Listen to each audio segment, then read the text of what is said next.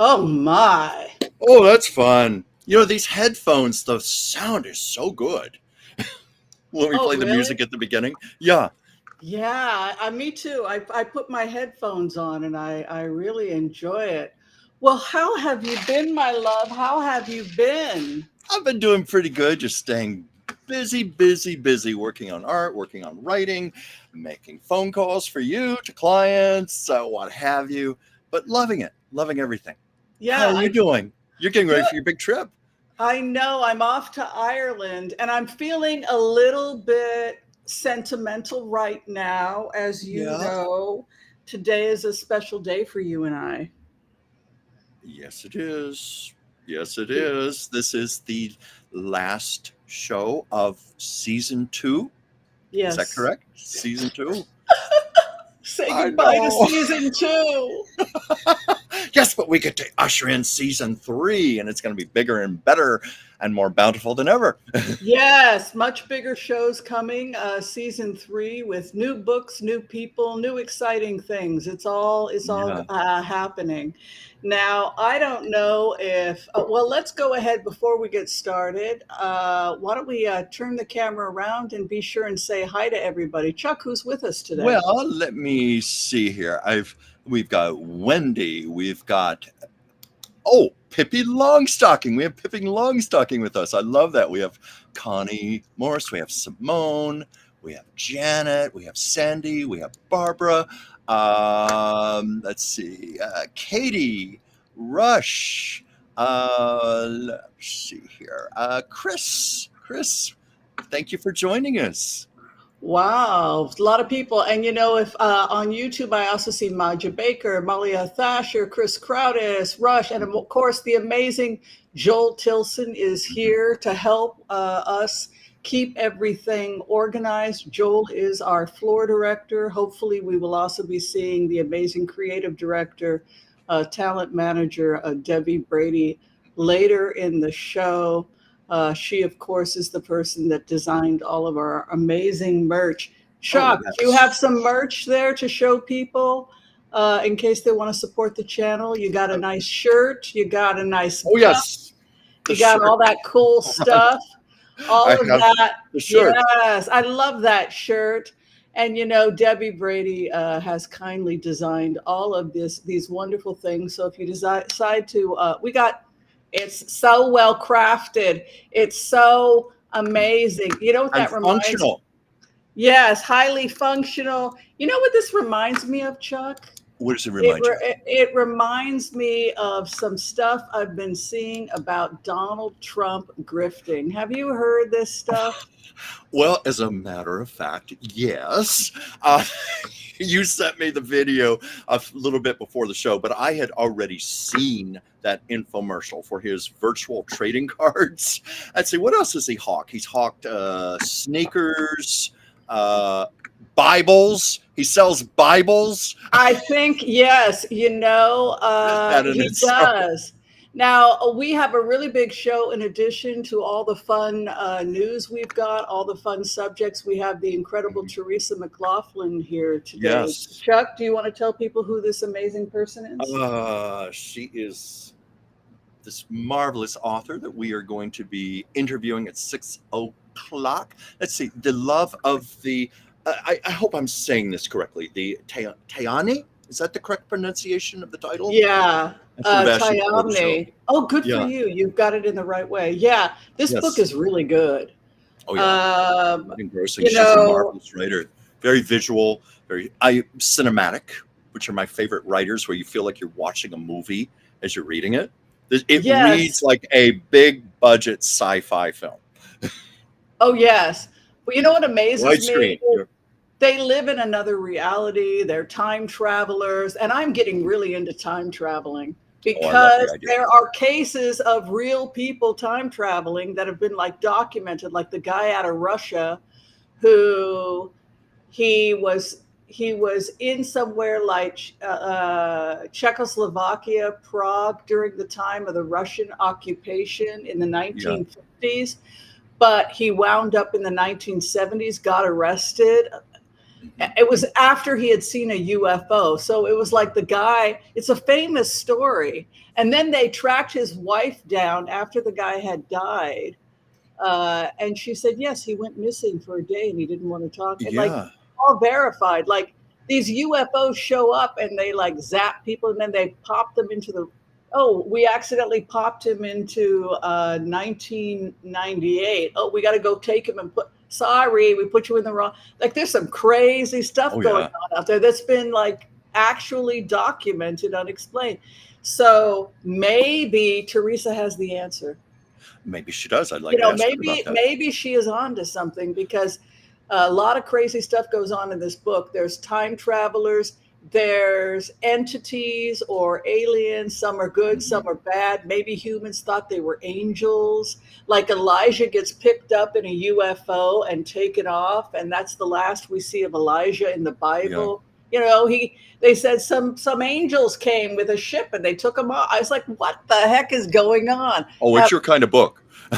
Yes, I'm really into it. So, I love the idea of time travel. I've truthfully fantasized about it since I was a kid. And in some ways, like when I was working on a writing project where I had to write about something that happened back in 1953, I was actually in a deep meditative state as I was writing. And I felt like I was above the action, watching it literally taking place in this first week of September 1953. So in a way, it was like time traveling. And I've often wondered about that. Mm-hmm. If I went back in a dimension. I don't know if you've had experiences like that. Well, I'm a remote viewer. And oh, yes, of course you have. I use Vajrayana technique. And Vajrayana was developed into a TV show, which was Quantum Leap, about an astrophysicist. He had 7 doctoral degrees. He was the genius that created a device where he could become all that. And so he basically remote views and he becomes whoever he is attempting to heal, but he has to go into the past. And so he encompasses and embodies, he basically possesses the other person, and the other person's soul is in a protective bubble while he goes in and corrects as a time travel. But Quantum Leap was based on Vajrayana, Yeah, I which is remember the show. yeah, and that's also it's basically he uses heart-centered remote viewing. Yeah, But so if there's anything in the world that best describes what I do for a living, yeah, it's Scott Bakula in Quantum. That is precisely my job. That is precisely what I do for a living. And yeah, I love my job, but I actually feel this is him remote viewing and being literally channeling these other people. So in that sense, yes. I mean, I got to be Sally Hemings as a slave, for example. And yeah, I got to experience what is slavery. And after that experience, I thought, wow, the filmmakers and writers got that totally wrong, because I was able to know what it was to be a slave, and that you don't have any fifth chakra development because you're not allowed to talk.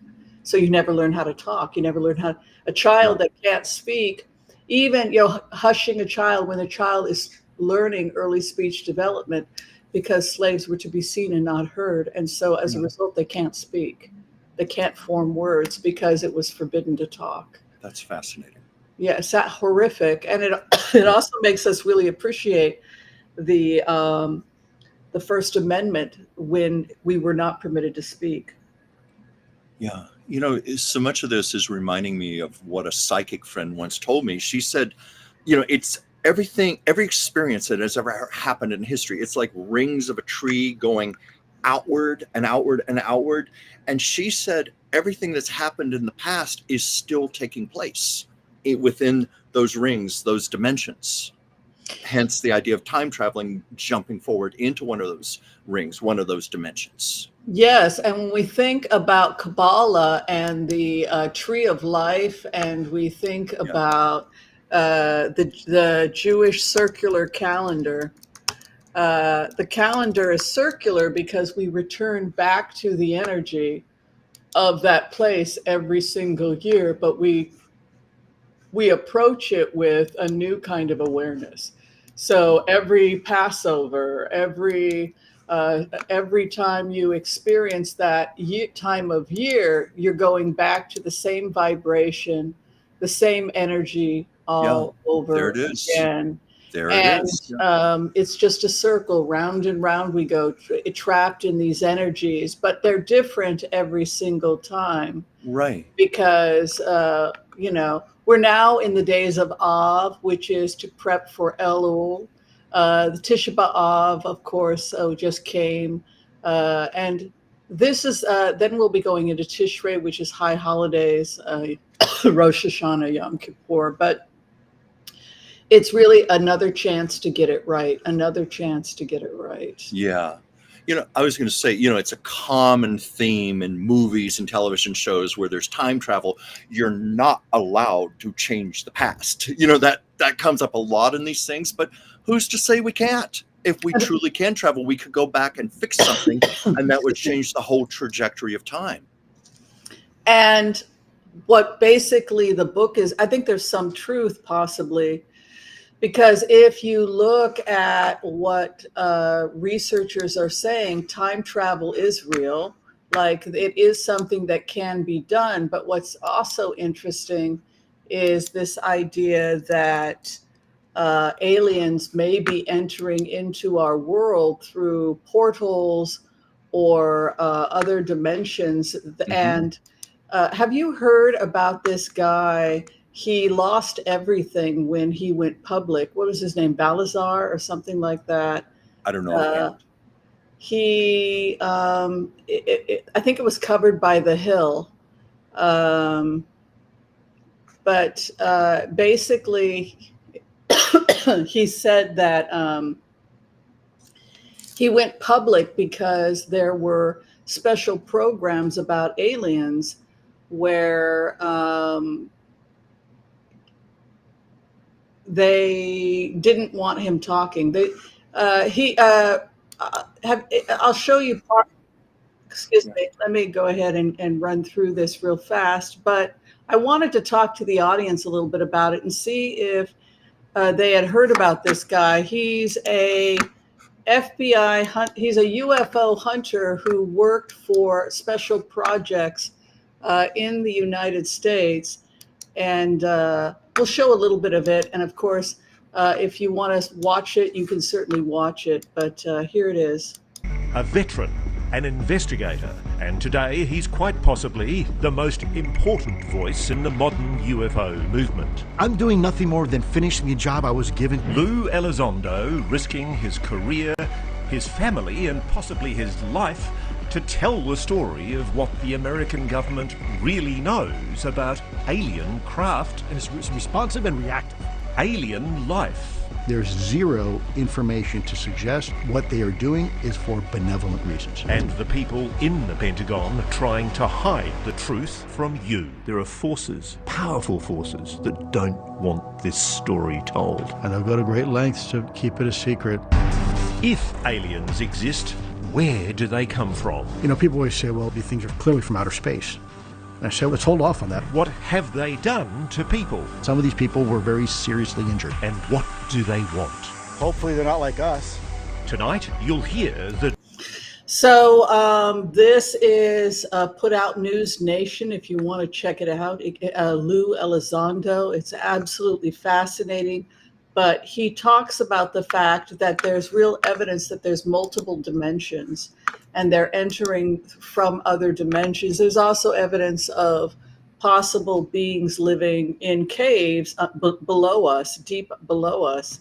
Oh, yeah. And that would We've done explain shows some on of the and that would explain some of the physiology we're seeing, where they have to wear goggles if they're exposed to extreme sunlight, etc.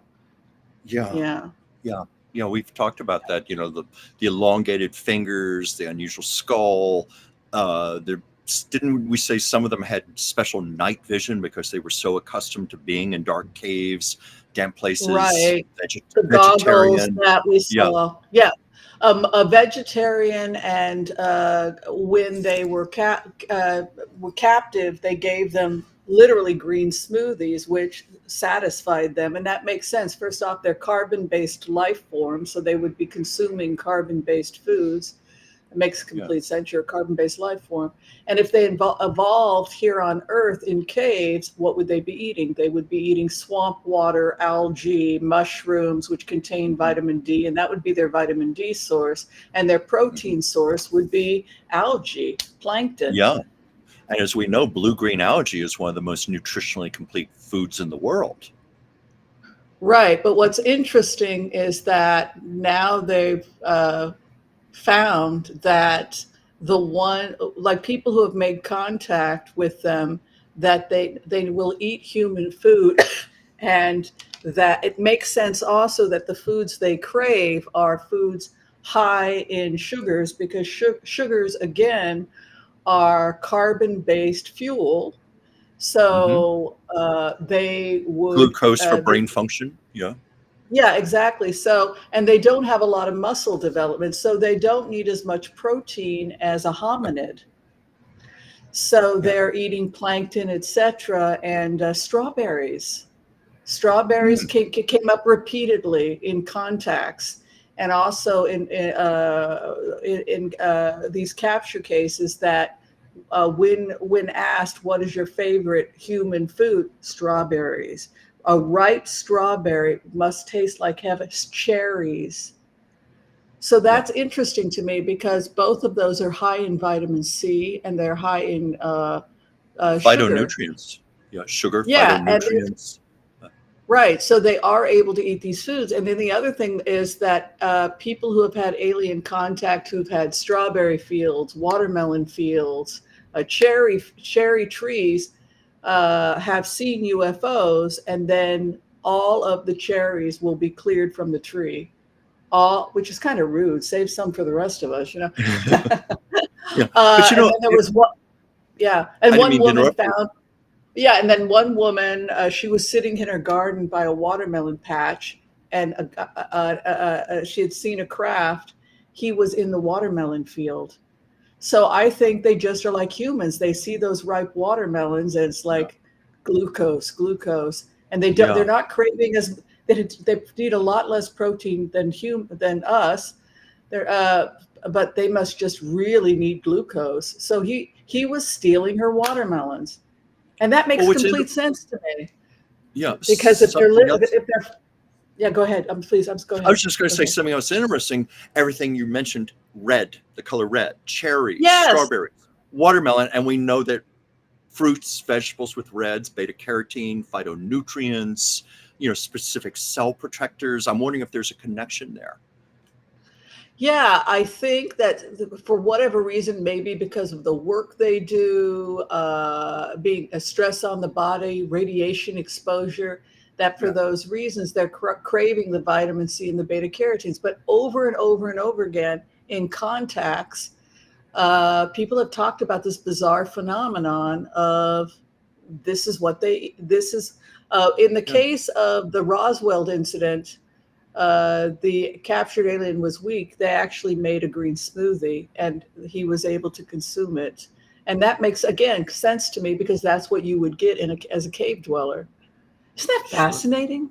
It is fascinating. So it makes me think that if I ever wanted to make contact, I would have a fresh bowl of cherries and strawberries, and I would give it as an offering and say, "Come to my home. I've got fresh. They're fresh and organic. I know you want to talk." And here's to a smoothie.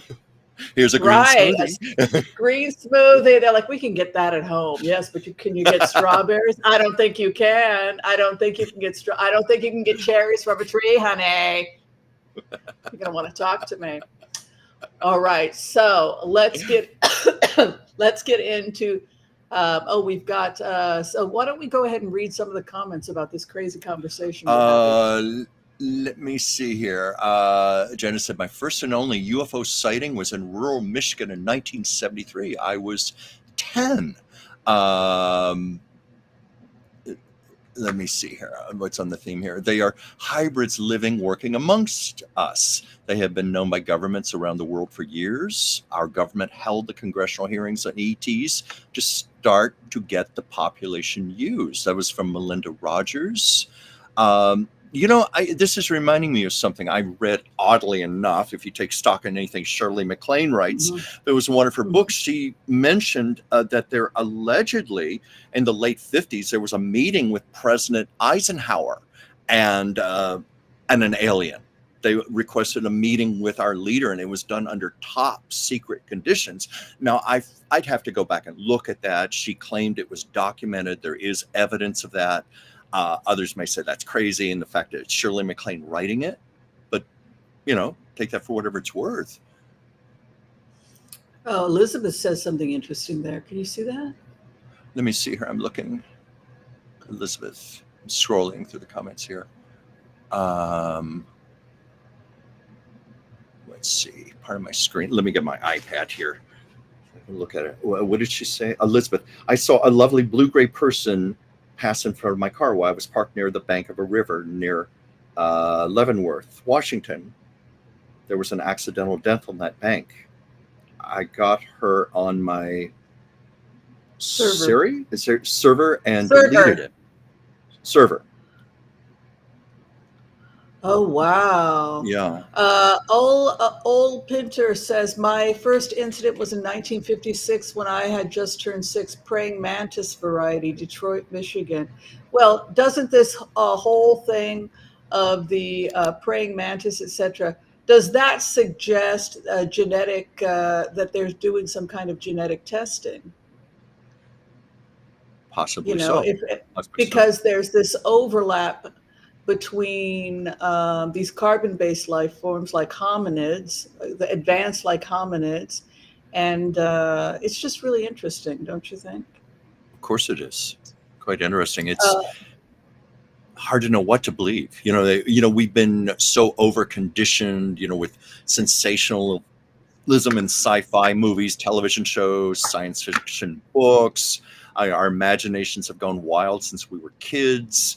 There's certainly a lot that's apocryphal, has been proven false, but then there are things that there are no explanations for.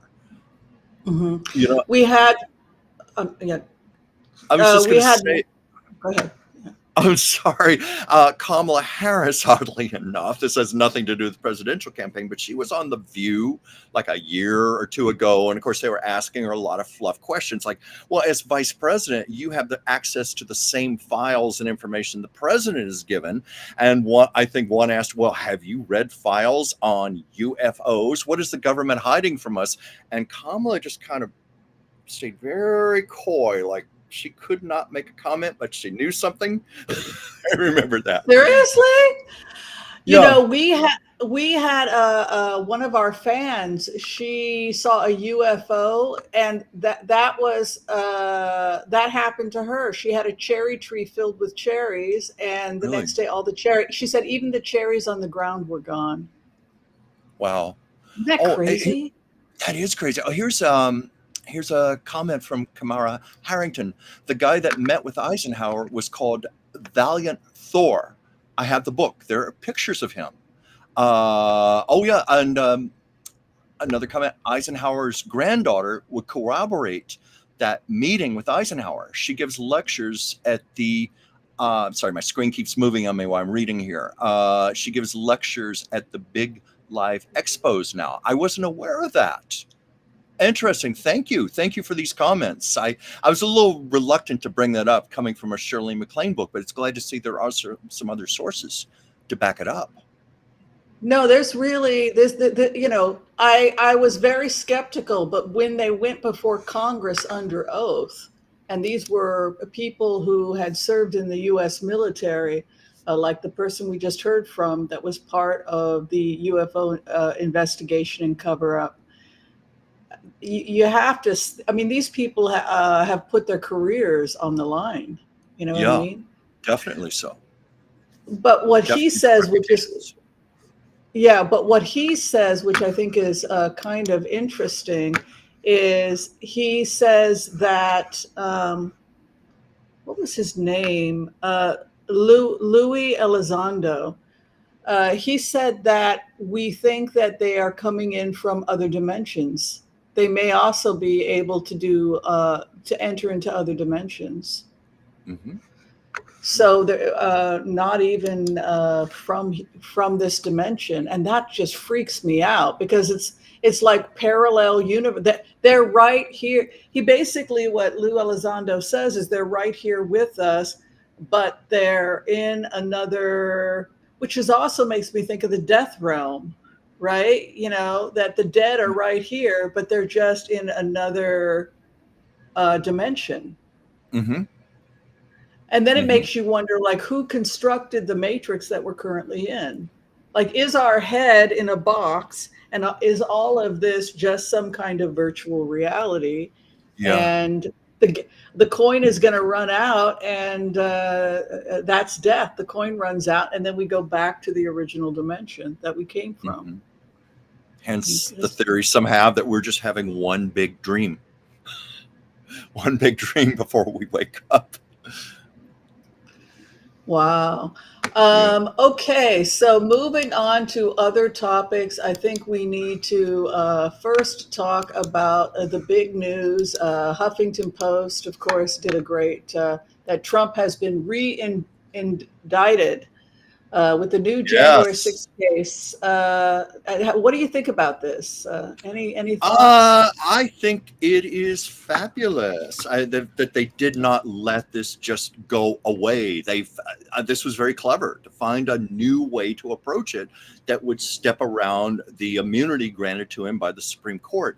Now, one thing that confuses me, they're basing this on candidate Trump versus President Trump, but yet he still was president when he was candidate. So I don't know how they're getting around that. Do you understand it, Whimsy? Or maybe one of our viewers does. I don't understand it because I am not a lawyer, but there was nothing presidential about what he did. He did, at that point he had already lost the election. What's interesting is you know I spend some time listening to Trump supporters on X because I want to see what world they live in, because we don't want to live in an echo chamber. We think everyone's voting for Kamala, but it's going to be a close election, they say. Oh yeah. So I we should not get comfortable. We should not get comfortable. No. Well, I know the world they live in because I come from a little town in southwestern Virginia, and I am Facebook friends with a lot of my old high school friends, and almost all of them are Trump supporters. I knew this back in 2016. Here in Los Angeles, we're kind of in a liberal bubble. You remember, and everybody said, "Oh, Hillary's going to win. Hillary's going to win. Oh, it's impossible for Trump to win."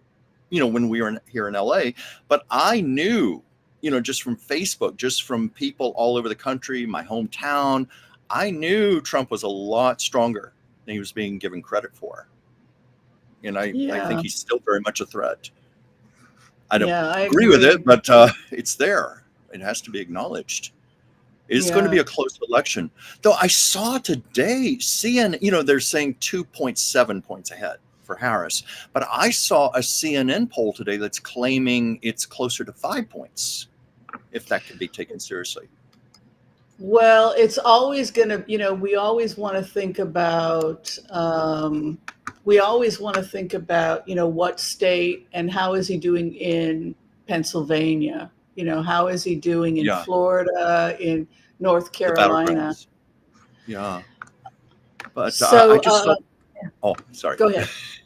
I was just going to say, they reduced the original indictment from 45 pages to 36. So it was some very strategic cutting to do this. And it was just announced in the news today. So I'm sure we're going to learn a lot more about it. But I applaud Jack Smith for sticking with this. I didn't mean to go off on tangent there, but we just didn't finish everything. Yeah, so I sent you this, and I thought that people would get a kick out of it. Let's take a look at the latest grift report. Selling books and Bibles.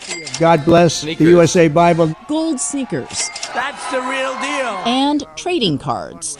It's called the America First Collection. It's at Trump properties like Mar-a-Lago, Trump's opulent Florida home, where Republican campaign dollars are pouring into Trump's own pocket. More than 150 congressional candidates and political groups have spent millions at Trump properties and associated businesses, according to a CNN analysis of federal campaign finance data. Okay, so you want to talk about the fact that they're basically paying to play? What do you think about that? Mm-hmm. Well, first of all, I had a nice big laugh while I watched that when you said it to me, but I had seen the commercial before. Those of us who sometimes can't sleep at night, we're up at 3 a.m. when we turn our television on. That's when we get barraged with these god-awful infomercials. And this is like the worst of the worst of the worst. He's just pandering to the lowest common denominator. I don't know if that's how it made you feel, but it's like, but wait, if you buy in the next 20 minutes, you'll get this, that kind of thing. And it's like Trump playing cards. And as they pointed out, the picture of Trump, I mean, wishing the way he wishes he looked in real life, very over airbrushed and embellished and looking like a mighty superhero or something, super president, cards and his Bibles and tennis shoes. Yeah. Well, they say he. What do they say, that he wanted to look like Arnold Schwarzenegger, which is kind of interesting. Well, because Schwarzenegger was the strong, supposedly sexy Republican, and so was Ronald Reagan on a horse, right? Yeah. So maybe he was hearkening back to that. I don't know. Oh, of course he was. Well, I think it's also his embellished self-fantasies, the narcissist that he is.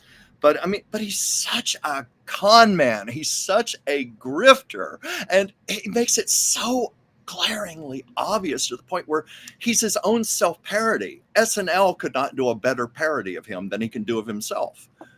That's very true. I think the late night comedians even say he writes his own jokes. But anyway, you were saying. Yes, that's very true. So good news out of Israel. We just wanted to say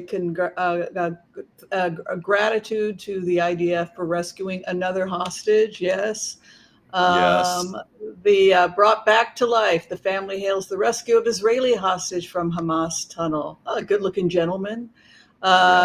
Farhan al-Qadi, 52. He's a Bedouin Muslim Israeli citizen from Ra'at, was captured and was rescued from the tunnels, and he is safe Yeah, and in good care. So yeah. Did you very see where grateful. they were keeping him in the dark? I mean, just dark conditions for, I guess, for months and months and months. Oh my Apparently, God, poor man horrible. couldn't even see. I mean, what such torture that had to be, psychological abuse.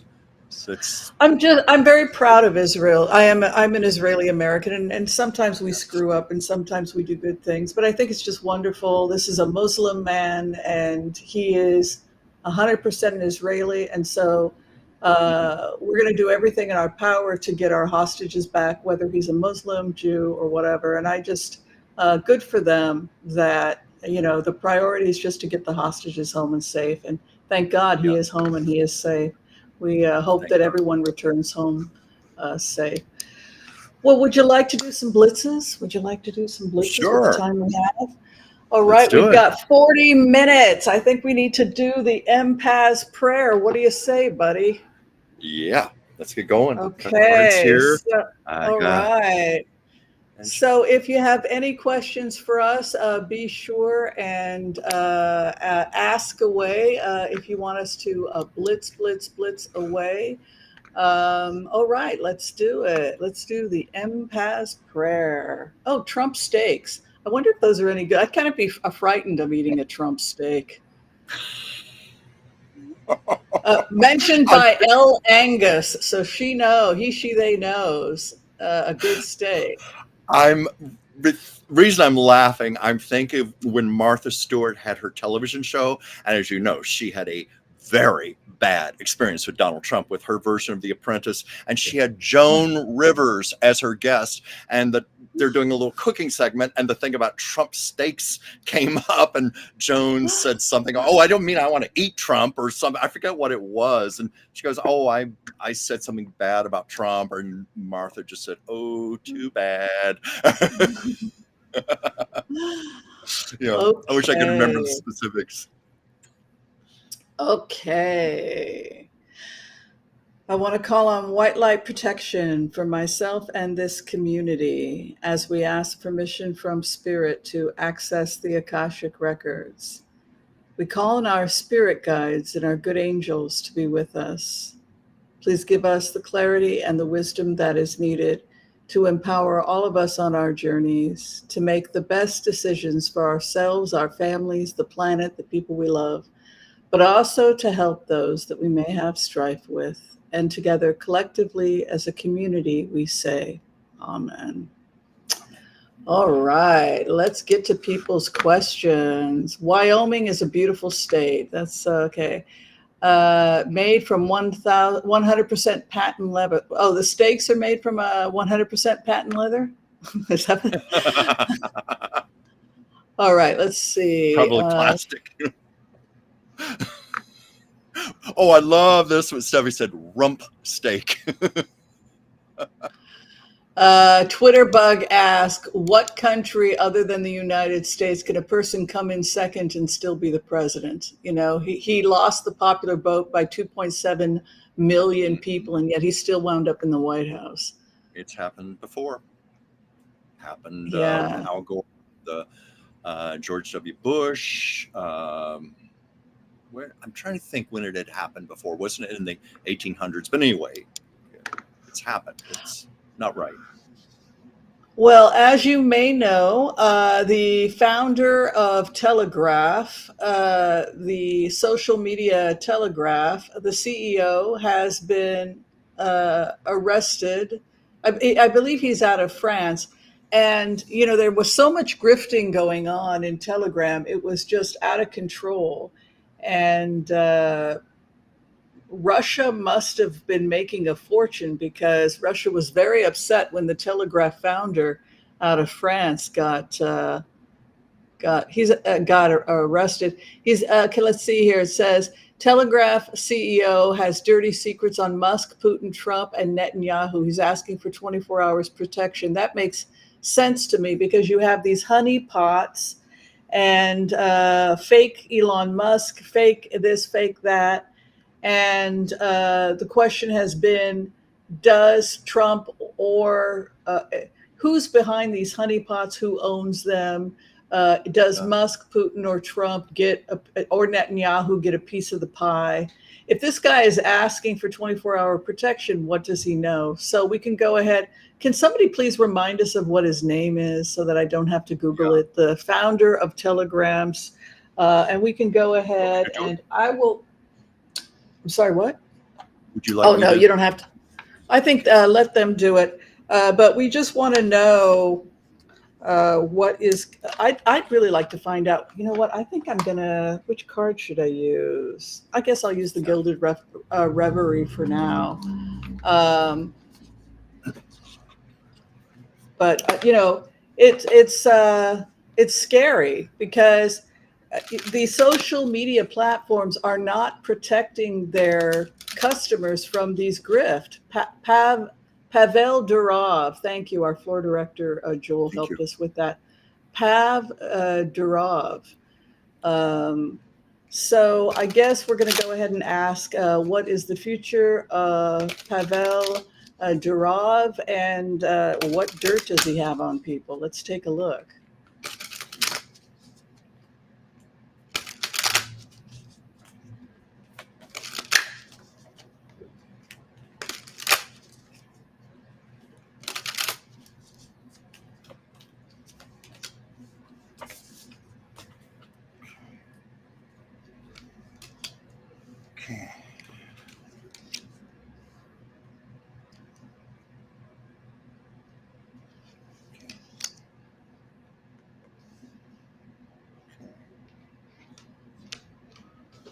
All right.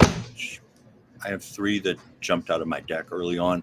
And this is something I'm not hugely familiar with. So I'm just going by what cards came out. But community makes a lot of sense. Community, this affects everyone, the world, communication. But the other cards I got were shadow and judgment. Now, perhaps you can elaborate further. I'm sure you're more specific with your cards, but that's what I got. Well, nothing is as it seems when it comes to the Russians, right? So we never really know what's going on with Russia.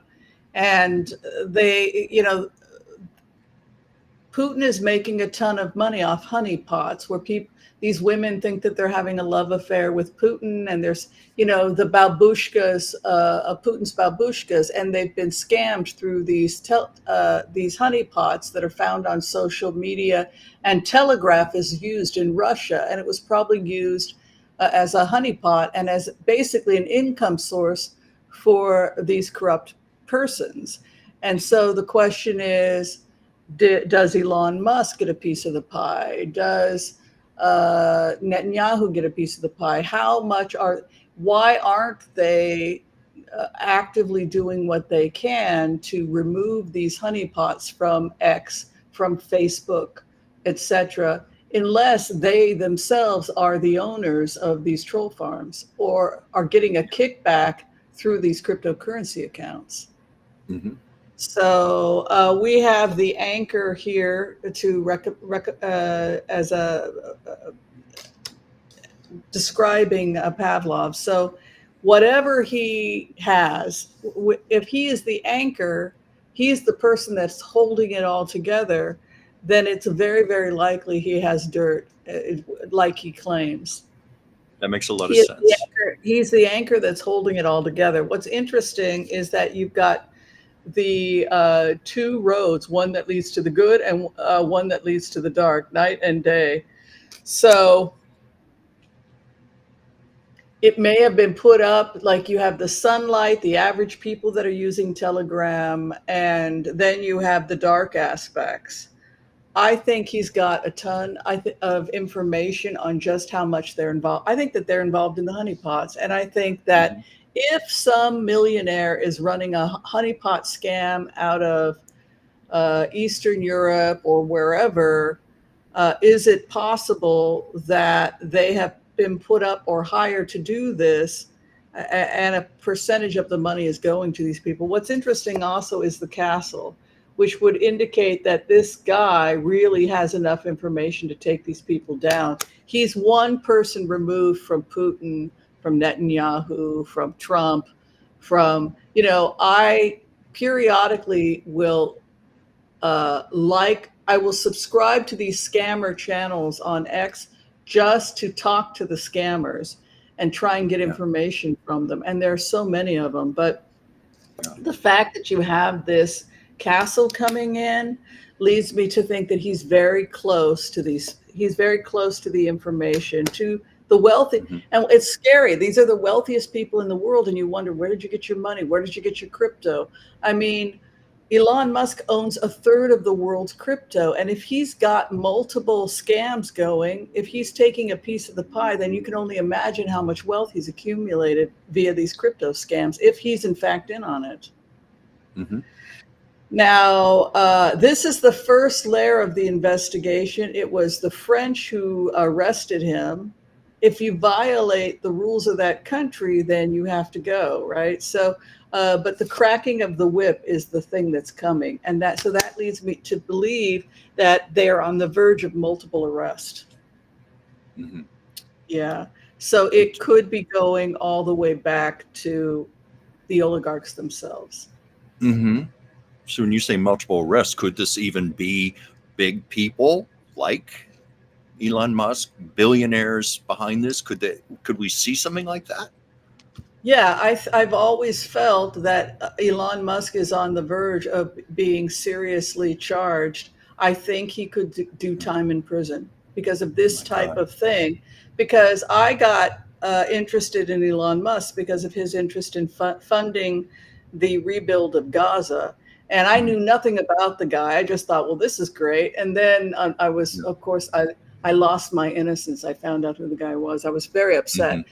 There goes the fantasies about this guy doing the rebuild, but that's okay. Other people will do the rebuild. The point is that I felt when I did remotes on him that his days are numbered. It's probably one of the reasons why he's so anti a Harris presidency. This is strictly for entertainment purposes. I don't want anybody to be coming after us. We're comedians, right? But you can't help but wonder, what is the agenda? Why would you have social media and not protect the people on social media from these types of scams unless you yourself are making a profit? It's the most logical thing you would think about. Yeah. So I think Musk and the others are going to be charged for all kinds of crimes. And that's going to be a really messed up.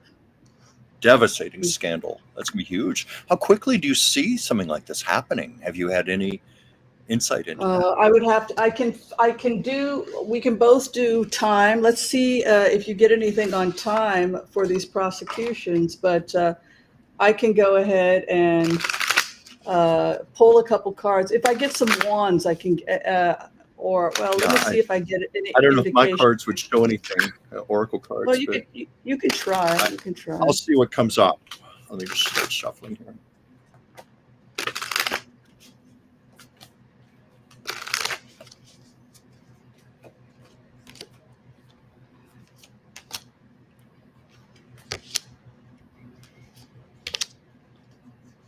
Whoa.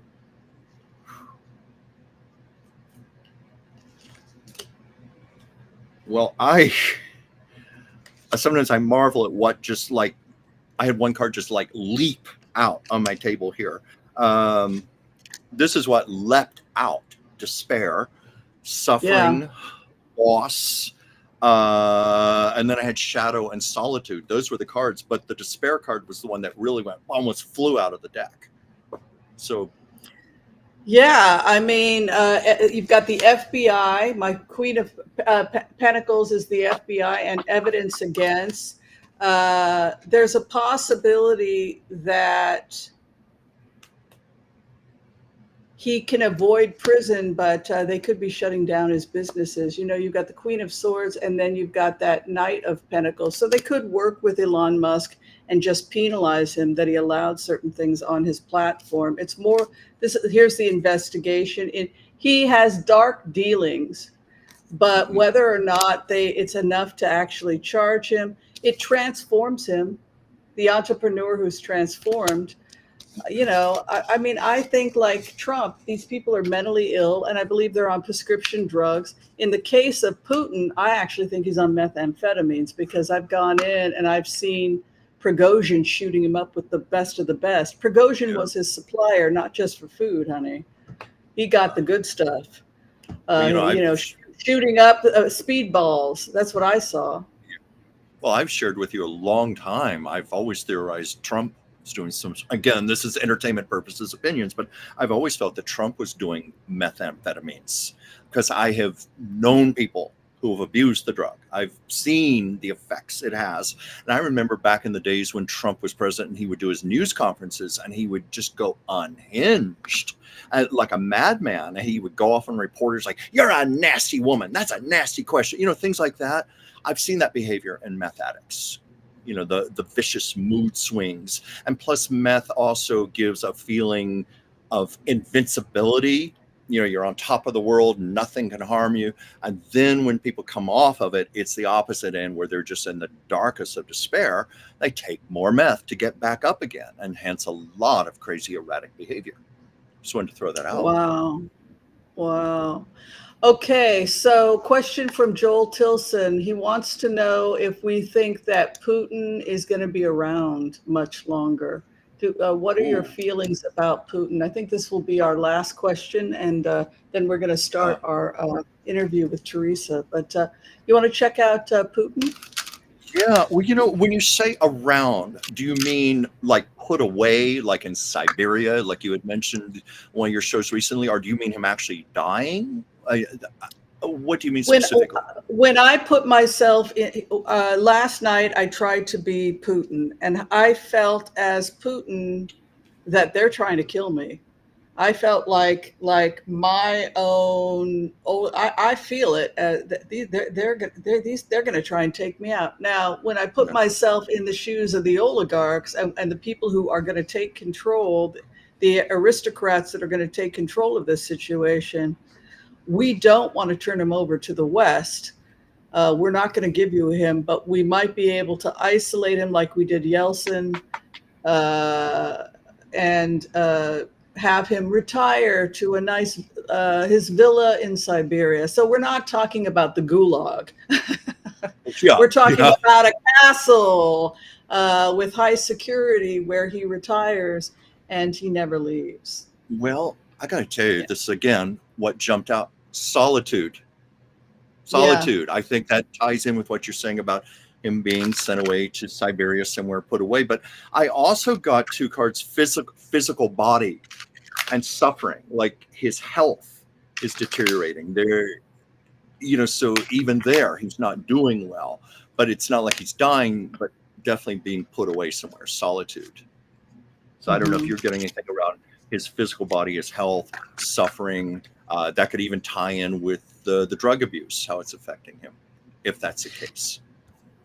Well, it's interesting to talk with the oligarchs, because when you talk to them, they don't look at the world, the West, the way we do. And what they say to me when I connect with them is, we don't totally dislike Putin. We actually, there's a lot of us that really like him. He stuck it to the West, and he fought for us, and he fought for Russia. So we don't want to kill Putin, because some of us still like him. We just understand that it's time for him to retire.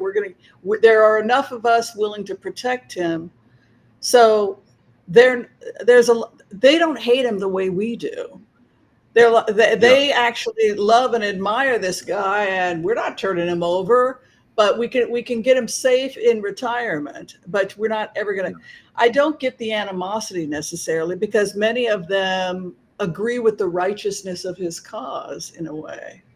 I'm even wondering if Putin is more valuable to be kept alive, and because of what he knows. He has too much knowledge to take to the grave with him. They want to keep him around. Put him away where he can't do any more harm, but where they can still pick his brain, still access what he knows. I don't know. I'm getting some kind of hit around that. Well, sure. I mean, Yeltsin and Gorbachev, they were completely isolated. Putin is far more popular in Russia than Gorbachev was. Many people felt that Gorbachev betrayed Russia by giving up all that territory, all that economy from all those ports.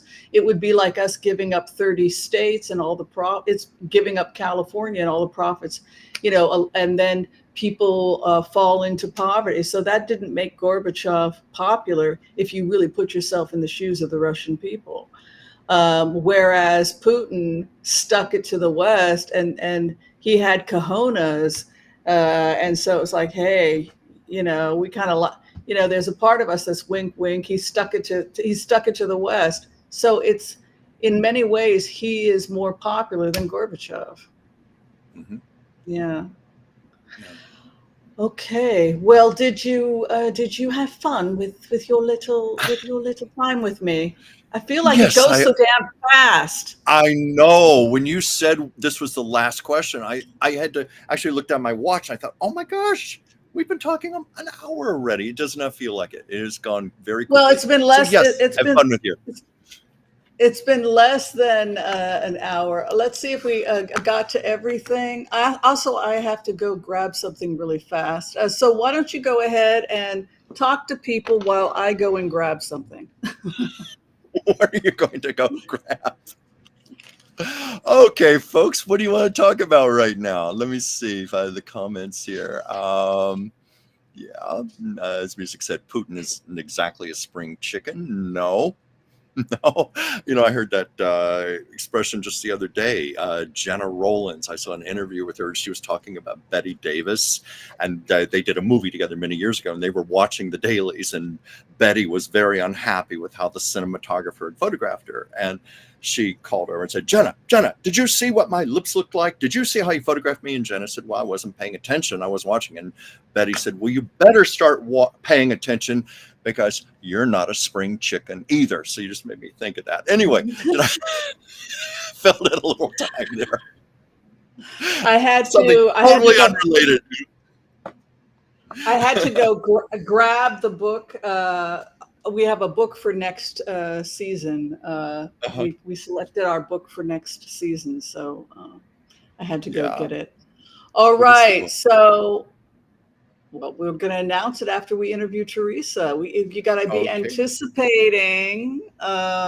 Anyway, for those people who don't know, we have a Book of the Month club where we feature independent authors, writers who are connected to our channel, that watch our channel. If you have a book that you think we would appreciate, please send it to Dr. Whimsy Anderson, 1819 Southwest 5th Avenue, Suite 116, Portland, Oregon, 97201. And this month, we selected an absolutely fascinating book, The Love of the Tyamni. Oh my God, it's so damn good. And it's written by T.A. McLaughlin. So I know that I have a lot of questions. I know that you have a lot of questions. Mm-hmm.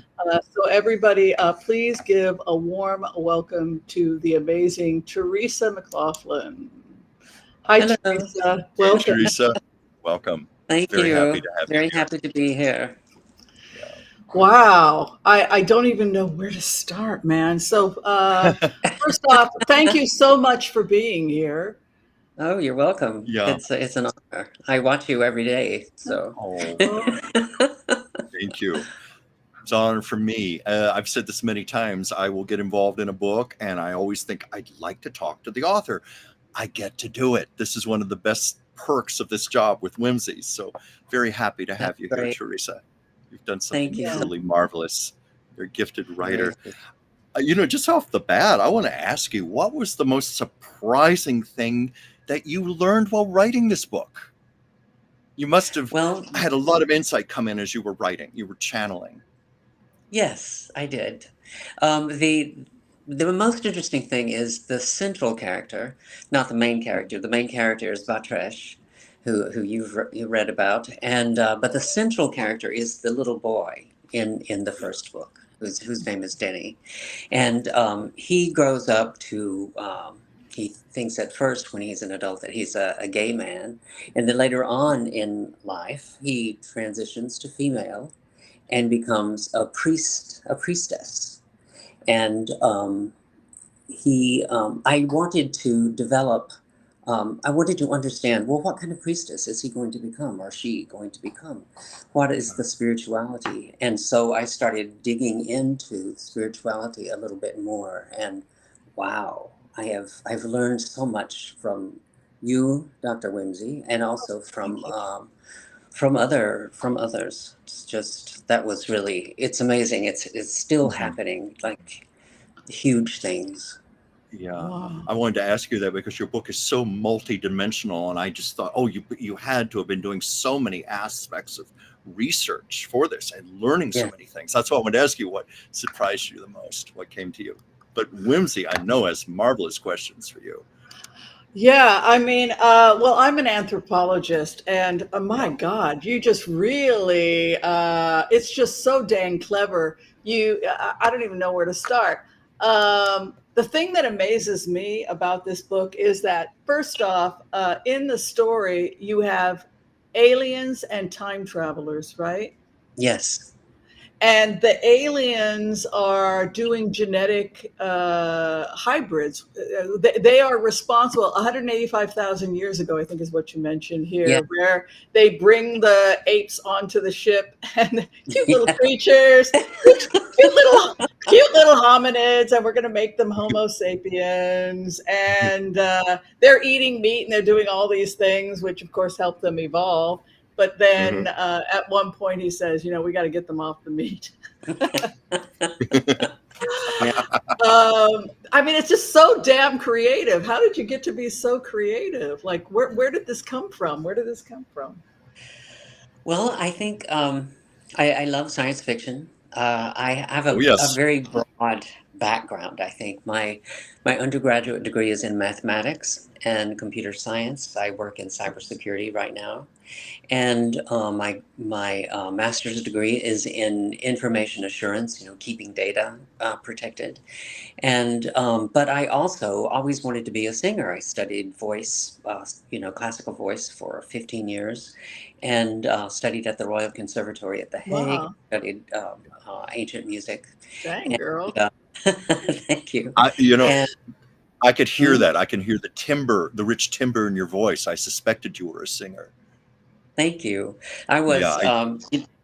I transitioned to female in 2009, and